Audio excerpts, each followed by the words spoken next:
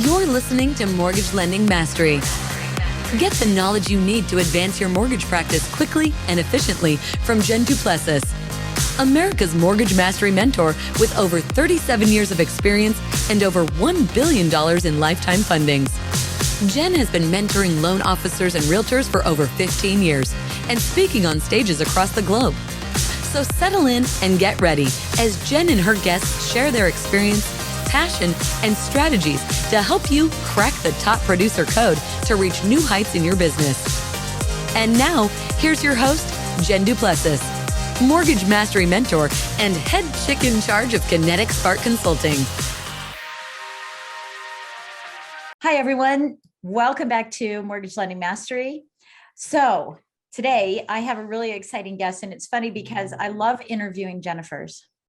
And, you know, one of the things that that I love about this particular guest is that she's an active real estate agent, realtor, you know, if you want to say it that way. She's an active real estate agent. And it's something that we need to hear on Mortgage Lending Mastery, whether you are listening as a real estate agent, a title company, an insurance agent, or a mortgage loan officer. What she has to say, I think, is really important for this particular time of year as we are approaching the end of 2021 for this particular podcast, to really do some resetting, right? Do some resetting. So without further ado, I'd love to introduce you to Jennifer Sino Tucker. Let me tell you a little bit about her. She is the associate broker and vice president of business development at Exit Realty in New York, in Long Island, as we just talked about. And she is the co-creator of the 7 Saturdays training program specifically for real estate agents. She's an international best-selling author of the book Rockstar Real Estate Agent: 7 Steps to Make $100,000 a Year and Awake from the Darkness. And maybe you'll have some stats on this too for us, Jennifer. She's obviously a President's Club member and of the Sandler selling system, which is amazing because I just introduced this to my coaching group, and they'd never heard of Sandler selling. And so we went over all the triangles and all that good stuff. And although I have a very old version of the triangle, so a clean version would be nice if you have one. It's like 7 generations old. And as a thank you to her clients, a portion of her personal commission is donated to a charity, and she's contributed over $25,000 since the inception to make a difference, you know, in the world. So we welcome you to the show, Jennifer. Thank you so much for joining us. Oh, you bet, Jen. Thank you so much for inviting me. I'm so happy to be here with you today. Yeah. And, you know, well, we won't say third time's a charm, but second time's a charm, getting you on the show. Yes. I thought maybe today we'd have to go for a third, but, you know, I'm really, really excited to talk to you about your path and, you know, how you got to where you are in the real estate business. So give us a little background on you and bring us forward to where you are right now. And then we'll start talking a little bit about some of the strategies you're using to be a successful real estate agent. Yeah, I mean, born and raised here in New York, had some stints out west in Illinois and Wyoming, but always seemed to make it back to where family is. Took a traditional route through high school and college, and earned my master's degree in education, and was teaching in the city school districts for about 8 years, and realized that this was not working. I wasn't really happy. I'm a real leader and go-getter, and having red X's next to my reports that I would hand into my administrators was not for me. I needed more checks and stars. But I realized that it was ultimately the time constraint that the 8 to 5 kind of job held on me that really wasn't making me happy. So I needed a little bit more freedom. Went into my own children's fitness business, as my background's in health education, and was playing with, you know, prospecting, and wasn't really successful at it. Didn't know what I was really doing. That's when I started with Sandler and his training program, but had a mentor as well that realized that I needed to push myself even more and find the right fit, and real estate was the way for me to go, since my mom was in real estate at the time for 25 years. So I became her right-handed man, and just did all the running, and became her buyer's agent, and really took off her business to a point where I needed to stretch my own wings and go my own route. And here I am now training other agents and still being successful and profitable in the business as well. Yeah. So I love hearing the story about you got into the quicksand.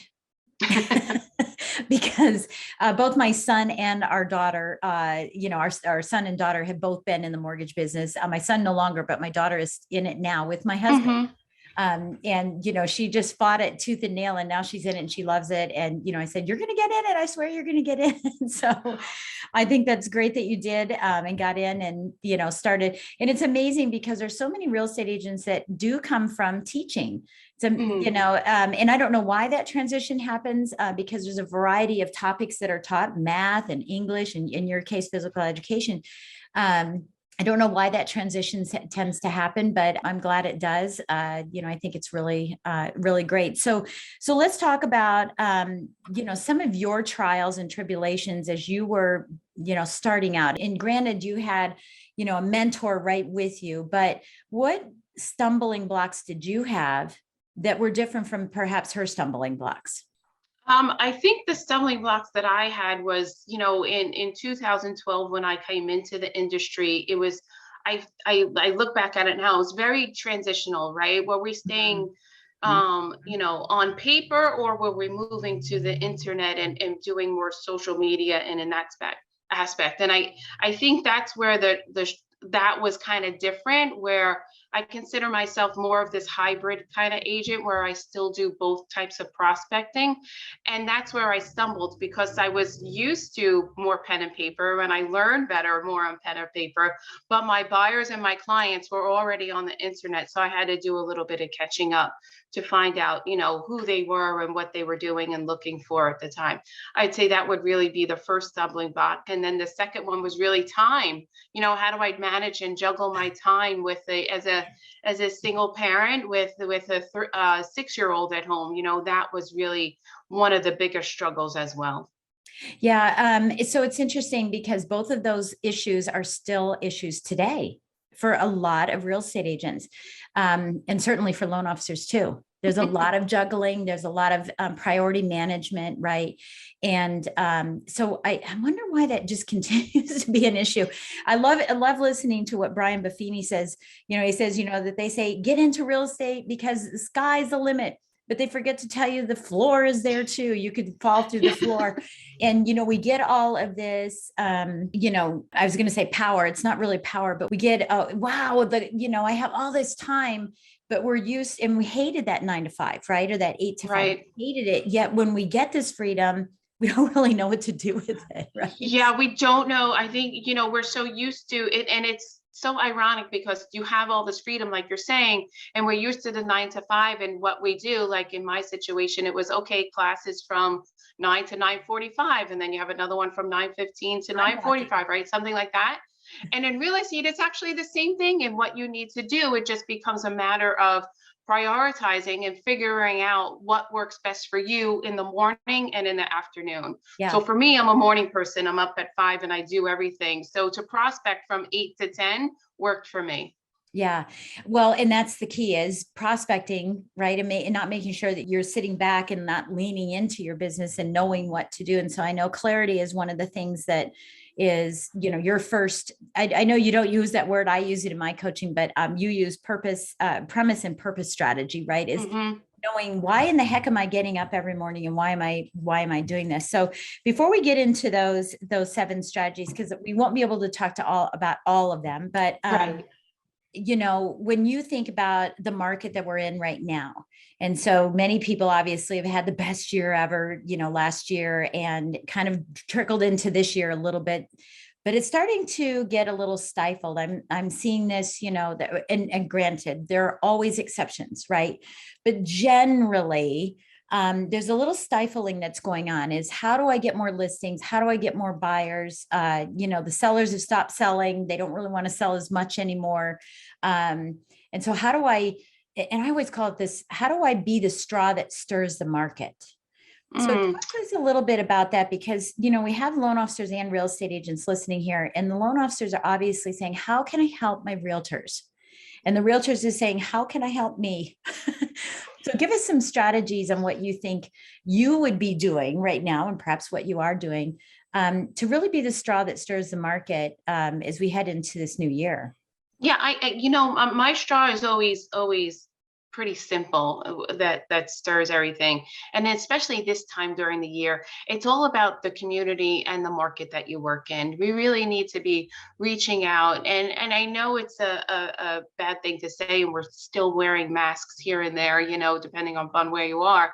I'm still going out, shaking hands and kissing babies and meeting people, and I think that simplistic one-on-one meeting people still goes a long way, even through COVID. There's no replacing a personal interaction with someone. Our businesses are built upon relationships. So why are we not going out there and creating more of them? Yeah, now listen, I'm telling you that it's amazing you say this, because I was just having a conversation with a company that I'm going to be speaking at their sales rally, and it's a mortgage company. And they said, our relationship's really important anymore, because that's how I grew my practice. It's how I still have, other businesses that I run. It's all relationship driven. Of course, there's this tech, gosh, and I remember way back in like in 95 or something, 94, I would say high tech, high touch, right? It was like the big thing to say. And I still think it's that way. I still think it's high tech, and I still think it's high touch. But why do you think that so many people are leaning to high tech and really relying on it? There's, realtor.com and Zillow.com, there's HomeBot, there's all kinds of, social media, and everyone's really just gravitating to that and using that, in my opinion, as an excuse to not have one-to-one conversations. Why do you think that that's happening? And yet here you are, a top producer. I was a top producer. Everybody I talk to is top producers, still relationships.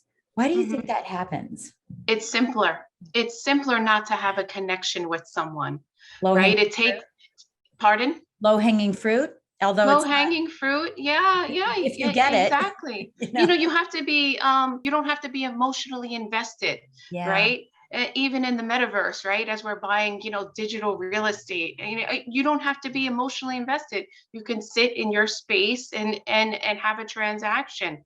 So, to me, that's playing on, the not real world that's out there. We still need to be Yeah. real and authentic and be true to the people, and service, right? That's where it comes into. Service takes a lot of energy out of us, Yeah. to be a companion and an advisor to someone takes a lot of energy. And I think, someone who doesn't want to be invested really just makes it simpler by not going out there and building those relationships, and staying on social media makes it easier for them. Yeah. Do you think that, obviously there's exceptions to the rule. I know loan officers that are killing it with online lead generation. I know real estate agents who are doing the same thing. There's obviously exceptions, but from a statistical perspective, where is the real win in that? Because I even hear, my husband was just telling me a title company is putting together a social media class. And I'm like, oh my God, I'm so sick of social media classes, right? Because it's just not working. But statistically, and I'm not saying it's not working for exposure, but for the average real estate agent, they're not making a killing being online, Yeah. right? No. So what do you think the statistic is at? Where are real estate agents going wrong, or maybe even loan officers going wrong and trying to, I feel like it's just like crawling uphill in sand, right? Where they're just constantly saying, hey, we have to do social media. That's how you're going to make it. From a statistic perspective, where's the myth in this that, yes, it's important, but you're not going to make the money you really want to make? Right. That's kind of hard to say. I would say probably, 1 out of 10 agents, even on my side, are really killing it and making it that their thing, or their go-to prospecting method, or lead gen. So it has to be something that you're comfortable with. And I'm seeing more and more, 40 to 50-year-olds, right, coming into the business, right? It's their second job, and they think they're going to transition out of their paycheck into real estate to earn more of a passive income, but they realize that it's more active, and they're not on social media. Right. They're not there because they're in that 9 to 5 and they're not paying attention to those things. So yeah, I think if you're gonna focus on something, you have to do one thing and do it right and do it the best that you can. Yeah, yeah, that's a great message to say. Yeah, great message there. Just do one thing. Stop diverting. I mean, everyone's like all over the place. Oh, I'm in print. I'm in social media. I'm doing, I'm on YouTube. Pick one thing, focus on it, grow it, and then you can And expand. be the expert in it. Yeah, I always say that too. Is like if you market to everybody, you're marketing to nobody. Yeah. And niching is really important. We've talked about that, and I won't go into all that today because that's a big soapbox for me. I think a lot of people are afraid of niching. They feel like they have to cast a big net, and really it's just so diluted when it happens. What do you think is your greatest strength, and your gift that maybe isn't easy for others? It's identifying people's personalities very quickly in the snapshot. I use the DISC personality profile to really identify who they are very Yeah, quickly, just based upon how they're dressed or what they're wearing or how they're they speaking. say. Yep. Yeah, and a lot of people don't realize how much this psychology is important in in sales. And it's a quick moment that we have, even if it's on the phone, for you to identify who that person is. Yeah, I think that's interesting. So what's your disc profile? I'm a high DC. DC. Yeah. I was going to say there's definitely C in you. I was thinking there might be an S in you, but Maybe because I'm home and I'm around the kids a little bit more, but but yeah. Well, that's interesting. yeah, Yeah. definitely a DC. My I and S are almost non-existent. Wow. Wow. So for us, the two of us talking here today, you're probably going, oh my God, she's so like overexcited and over whatever, because my eye is off the chart. Right, I It's figured. outside of the circle. My eye is that high. And it is, the new profiling, that Tony Robbins is doing. Mm-hmm. My eye is off the circle. And Yeah. it's pretty, and it's okay. That's how I am. And, my secondary is a D, obviously, but it's not a Mm-hmm. high D like it used to be. I used to steamroll over everybody, climbing Right. the corporate ladder and all that. I think my D, and maybe you're picking up on my S, my D has slowly kind of come down. Yeah. But so I understand. I think that I just think, I happens think, with tenure I, and age and, all that. yes, as I was about to say, as we age, I think it kind of softens a little. Right, right, a little bit. Yeah, that's interesting. And for those, those of you that are listening, and obviously everybody's listening, but as you're listening to this, if you haven't done your DISC profile, please make sure you do it. I use TonyRobbins.com/DISC. Mhm. And I don't know, I think it's like $90 now or something. You definitely want to pay for it and get the full side. But yeah, that is a strategy that we used. It's ironic that you said that because everybody on my team knew we didn't just do a DISC profile to hire somebody and Right. then put it in a drawer. We used it all the time, Mm-hmm. and we used it with our clients. We had a big, DISC, whatever it was, for the spouse and the primary, so that everybody knew how to communicate with them. Right. And Right. because I'm the kind of person, I use emojis. Wouldn't I? Because I'm an I. Of course, you're an I. So I'm a big emoji user, but that doesn't resonate with someone who's a C. They're like, where are the facts? Don't play games with me, right? And give me the details. So I think that's wonderful. And I think it's important for everybody to know what their gift is, that Yes. they can put there. So let's kind of talk about how your 7 steps, to this rock star real estate agent. I love the book, and we'll have the link for the book, as well, so people can pick that up. But what of those 7 steps, let's talk about 2 of them. So as you're thinking through them, Mm-hmm. which 2 you think would be the most prominent that someone could use in today's market? And I want you to think about the fact that most of the people listening are loan officers. So I want you to kind of relate that, if you don't mind, relate that to how a loan officer could take what you're about ready to say and help their real estate agent grow their business. That's good. Okay. I think the first step in any growth is really having a vision of your life and what that looks like. And I Mhm. don't that and by that I mean I don't just mean your career and your financials and what those numbers are. I think it's having this more and what I call more of a holistic approach to business and seeing what you really want your life to look like, emotionally, spiritually, your family life, your career and financials, your health and fitness life. Mhm. Creating this vision board or vision plan. I used a vision book. I mean, it literally outlined 12 areas of my life that I wanted to grow and flourish with. How has that helped real estate agents? I think, or from a mortgage broker perspective, is asking those questions about your agents. How's your family? What have you guys been doing? Is there anything I can do to support you reach the goal of you going on vacation to Hawaii this year? Mhm. What can I do? So that I think that would be most helpful. Yeah, for Yeah, any I real love it. estate agent and the broker. Yeah, I think that's good. That's, the Frog and Ford method, right? Family, Hmm. reputation, occupation, goals. If we're having that conversation, and I think with anybody, I think that's important even with clients is, how's your family? Tell us Sure. about what you love to do, right? What are some of the goals you have and what do you do for a living? Um, yeah, I think that's really good. And I do think that that takes us away from the traditional conversation of showing up and throwing up and telling about products, et cetera, that those need Exactly. to cease and desist, Hmm. and now move that into more of that relationship. So okay, so that's one good thing, is really digging into what is the realtor wanting to really to accomplish in their life, and how can I support them in that effort. So that's number one. What else would you suggest as part of your seven, in really helping real estate agents grow their business?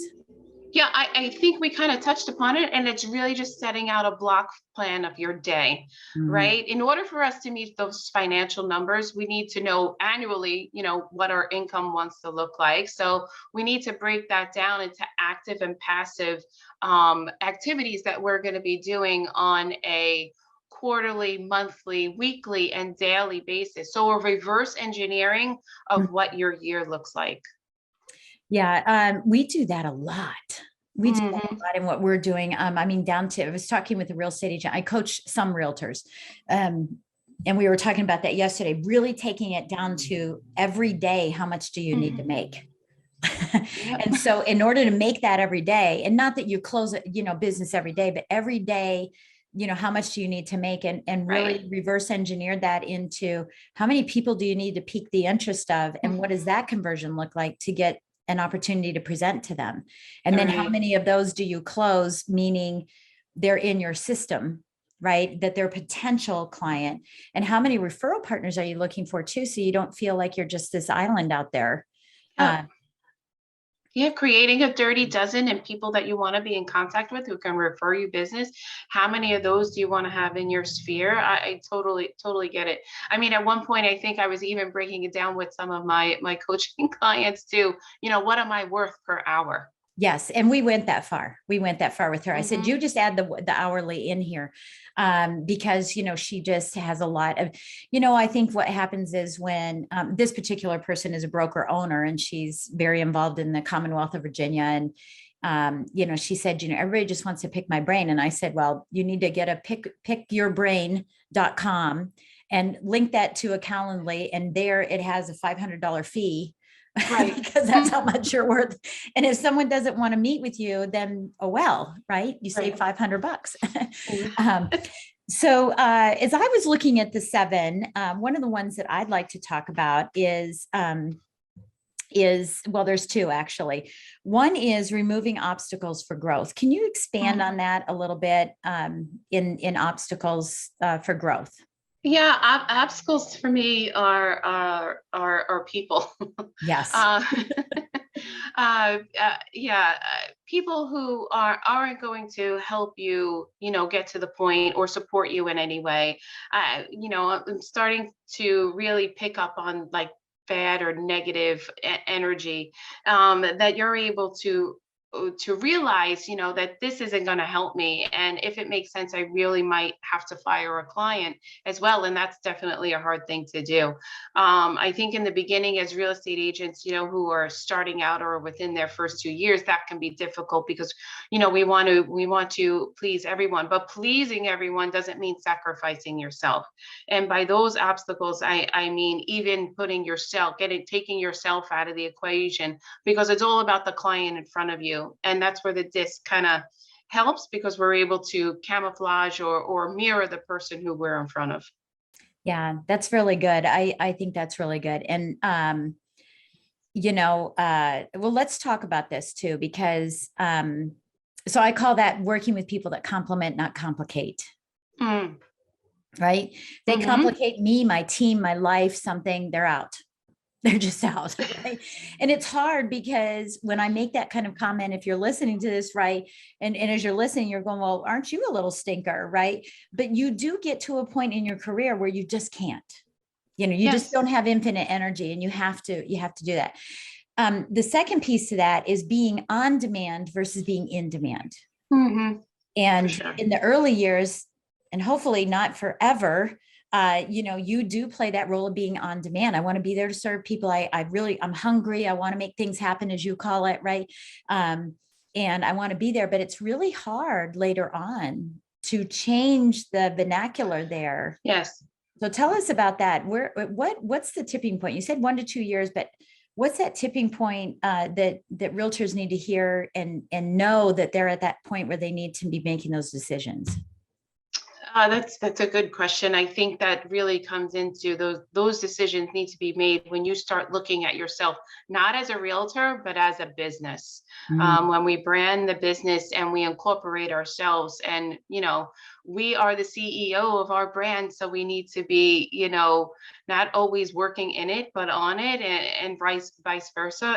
And there becomes a time frame that you're willing to do that, where you have to tell people no, because in order for your business to grow, you need to hear a yes or a no and not a maybe. And it might make sense for you to tell others the same. Yeah, I love it. And I'm going to bring up Brian Buffini again. He says something, don't sit on the fence with everybody because you'll get splinters. Yes. Right? So either you're a yes or a no, but don't be a maybe. Yeah. The wishy-washy words always get in the middle. And, we're looking for commitments here. We're always trying to set up these upfront contracts. So, be the person who sets the agenda for the contract to be made. Yeah, I love that. Okay, second one, and then this will be the last one, and then I have another question for you. But you talk a lot about a farming area. So I was surprised when I saw that, because I just haven't heard that from realtors lately, because they're focused on online. They're not bringing those relationships offline. Tell us a little bit more about that and how can help people, but as well as, how realtors could do something different in farming than the traditional send out a bunch of cards. Yeah, I hate those cards. I get them every week from my local realtor, and I'm like, no, we have to do something different. Yeah. I still farm. Like I said, I'm more of this hybrid agent because it works for me, right? And I chose a neighborhood that I was familiar with, that I grew up in, that I already had existing relationships in. Whether that's you sold a home to, or you helped a buyer find that home. Sorry, you already have a relationship in that neighborhood. The difference in my farming is that I follow up. I go knocking on the door. I still do. It's more specific, and it's not just random cold calling, but it is the neighborhood, or I'm knocking on the door of someone who I know has a relationship, 2-3 times removed, that I'm going to go say, hey, how are things going? By the way, here's this, chocolate box or something like that. And it seems silly, but I can't tell you how much a $6 chocolate box has landed me a listing. I know, isn't that crazy? And people will say, well, that seems like it's old and antiquated and whatever, Yep. but it's not. It's not. It's amazing. What do you say? So this is for the new real estate agent who says, okay, I have to farm some kind of area. Let me find a neighborhood I'm comfortable with. It might be where they live, right? It might be where they live. Of course. But help us with a little scripting here. What do they say when they knock on the door? Depends on who it is, but it's something like, you're introducing yourself. By the way, were you looking to move anytime soon? And they usually say no. And Right. said, oh, that's okay. And I usually come up with like 2 to 3 buffer questions, something like to kind of disarm them, because, you're knocking on the door and they're like, especially here in New York, they're like, what are you doing at What my are you doing doorstep? knocking on my door? Nobody does that anymore, right? No Unless one it's, does that, right? well, not even No Girl one, Scouts anymore. They just exactly. send their parents They're email. selling online. I don't know how they sell as many cookies as they do. But yeah, then I have like 2 or 3 disarming questions like, oh, how long have you lived here? Do you have any relatives or neighborhoods? And then I kind of go back, and if you were to move, where would you move to? And they tell me, right? And usually it's Florida here in New York these days. And okay, well, when will that be? So now I have a time frame, Yeah. for me to kind of follow up. Is it okay if I get your email and we stay connected? And it's just something simple as that. Yeah, I love that. And I call that real estate under management, because Hmm. basically what's happening, we know statistically from NAR, right, that 13%, well, I'll do the other side, 80, I think it's 87 or 83% of clients said they would use their original real estate agent, but only 13% do because they can't remember their name. They were great. They were really good, but I can't remember what their name, because real estate agents don't, usually follow up after the closing. There you go, transactional, right? Right. And so it's an opportunity for you to now manage their real estate for them, Hmm. give them timely updates on what trends are, what's happening in the area, and I Yeah, think, and that's where that social media comes into play. I come back home, I know who they are, right? And I might, like or follow them or put them in a group on yeah, my social media. And I'm more of a Facebook fan than anything else, because that's where my clients are. It's just yeah, the people that I mostly work with are on Facebook as opposed to any other platform. And yeah, it becomes a relationship and an email follow up, and now a phone call, because that can be retrieved these days if you really want to, invest in some other programs too. yeah, yeah. It sounds like work, right? Yes, but the nice part about it, Jen, and I'm sure you know, as the more work you do in the beginning, the less you do as you go on through your real estate career. I mean, by year 8, I'll be honest, was I definitely working 8 to 12 hour days? Year 1 to 5, yes. Did it slow down a little bit from 5 to 8? Yes. And now I'm just coasting where, I'm meeting or working, quote unquote, maybe 2 hours a day. Yeah. Yeah. And I said that facetiously because you had said, that's the thing. It requires work. It's not, I heard someone say to me, there's no such thing as a discount to success. Mm, that's People are nice. looking, hey, can I get that discount? Can I get that silver bullet or that magic bullet to success? There is no such thing as a discount to success. And even in my success, over my career, yeah, it was a lot of work in the beginning. Les Brown says, if you'll do what's hard, your life will be easy. But if you do what's easy, your life will be hard. Right. Yes. That is so true. So That's true. it. That's it. If you want to, skim along the water forever, you're probably going to skim along the water forever, and you're not going to be in the business for a long term. So what's left on your bucket list? Yeah, on my bucket list too. I really have everything I want these days. I have to be honest. Do you want more material? No. The one thing I would say what's left on my bucket list is to travel in an RV through the country and still be able to work remotely. Yeah. In that sense, I want to be able to take the kids out and us just as a family kind of travel. I should have taken advantage of it during COVID, but I was super busy and it was Yeah. one of my best years. That Mm. seems nearly Right. impossible.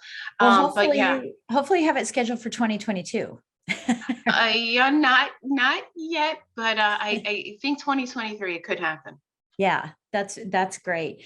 So you have coaching for real estate agents. Let's talk Mhm. about that a little bit. What does the coaching program look like? I mean, of course, we'll have links below so that people can get, have a strategy session with you or meet with you to find out if your coaching is good for them. But tell us a Sure. little bit about what it looks like. Is it a year? Is it an 8-week program? Is it group? Is it private? What does it look like?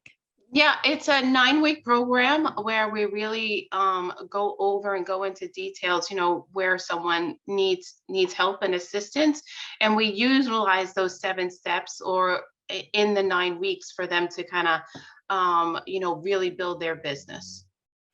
That's great. That's great. And it's group, right? You had said something about Yeah, there's a small group. Largest has been 5. I don't. It's just not conducive to the agent to get more of a group, more than 5 in a group. Yeah. Okay. All right. Sounds good. So group calls with homework assignments. Group calls, of course, homework assignments, some, and then a bi-weekly one-on-one with Okay. me. All right, great. Yeah, no, that sounds good. And I use the word homework in my coaching as well, but it's not really homework. It's what we should be doing anyway. Yeah, exactly. All right. That's the work we need to put in. Yeah, that sounds good. Okay, so Jennifer, is there anything that you would like to leave our listeners with? That's a good one. Feel like we covered everything, but I think listeners and real estate agents out there know that they already have the skills and tools in place for them to be prosperous and live a financially freeing life. That's awesome. So it's just putting them into action. Yeah, I think it's that agent or mortgage lender broker really knowing who they are and tapping into that inner person and their why as to the reason they're actually in the business. Yeah. Yeah, I think that's important. And the answer is not money. I hate to say it, but Never money. Why are you in the business? To make money? If that is, you probably won't succeed.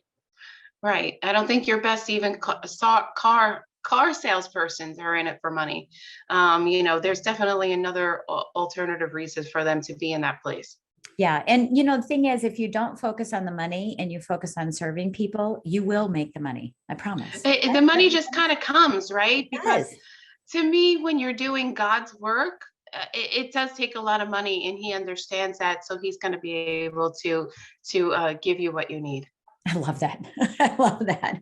Well, Jennifer, thank you so much for joining us today and sharing all of this really great information. I hope that these, loan officers that are listening are taking copious notes and re-listening to this again. And, and the real estate agents that are listening say, hey, I want some more information. Tell me a little bit more about how I could help you. Now, here's another thing I'm going to give to everybody is that if you're a real estate or a loan officer and you're listening to this, find out more about the coaching program, because what you could do is work with Jennifer to bring 5 people on for her and be the straw that stirs up that market for them. But bring these people on and participate and bring more value to your real estate agents and go through the class with them, so that you have more value. So if you're thinking about that, you've got 5 real estate agents that you say, hey, you know what, maybe I could bring them into this class, and Jennifer would consider doing a separate class for you guys.